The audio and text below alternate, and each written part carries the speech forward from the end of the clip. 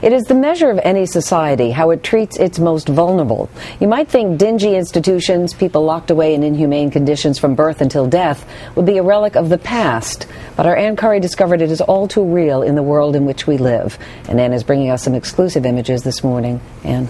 That's right, Meredith. In fact, these pictures are hard to watch, but very important to see. Our NBC News team got unprecedented access to mental institutions in Serbia where people, including children with conditions like cerebral palsy and Down syndrome, are forced to live their entire lives. One human rights organization calls it inhumane and torture.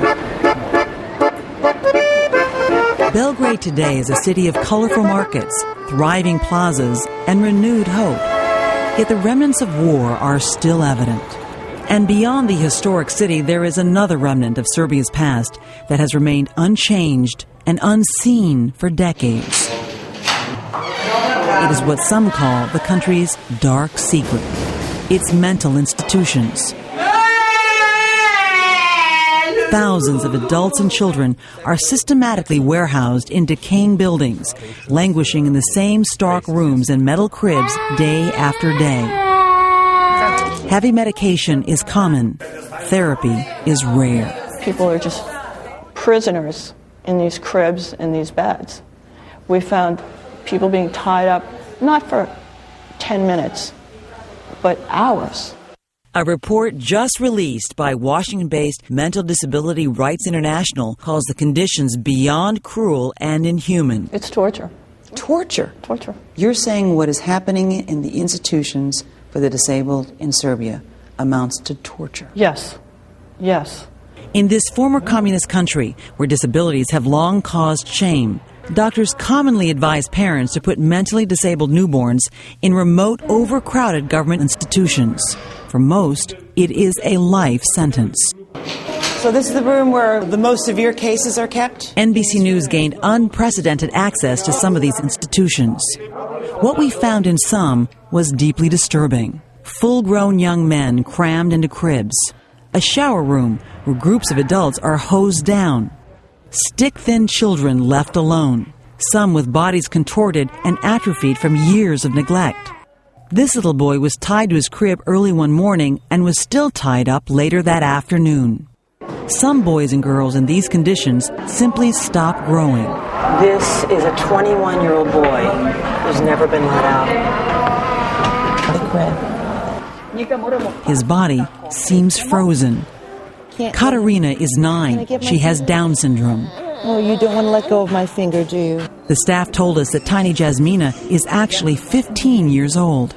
This is called growth retardation or failure to thrive. Explain that to me. The brain produces a hormone that allows you to grow, and the brain doesn't produce that hormone when you're under such severe conditions of deprivation. A classic sign of child neglect is kids who don't grow. We showed some of our footage to Serbia's new social policy minister, Rasim Ljajic. You see children left in beds. So long their legs are atrophying, and the children are tied down. Are these conditions, in your mind, humane? These conditions are far from humane, far from humane.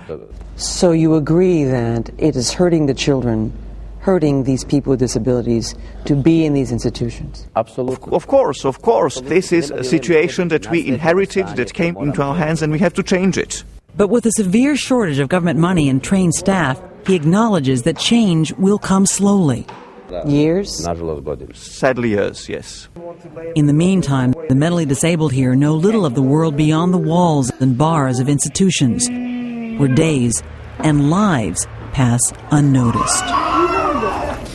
Serbia is calling criticism of its institutions politically motivated propaganda, but there is no question that this publicity will pressure the government to make changes because it wants to become accepted as a member of the European Union, Meredith. And also, we're going to be doing more of this reporting on Dateline. And if people want to help, they can go to our website for more information on how they can. Yeah, those images are so heartbreaking and so disturbing. Why would the government have even allowed you inside those institutions? When we flew to Serbia, we had not yet gotten their permission, but I think that it was clear, speaking to the minister, who had not visited the institution before we showed him the pictures, that they didn't realize how bad it was. When you asked him what's he going to do about it, what did he say? He said that they're going to create a commission. Actually, since the release of the report this week calling the conditions there torture, they've announced that they're going to create a commission to investigate the situation. So there is new hope, I think, because of this report that some of what we saw might change. But it might take time unless there's help from the outside world. Keep the pressure on. All right, Ann Curry, thanks very much.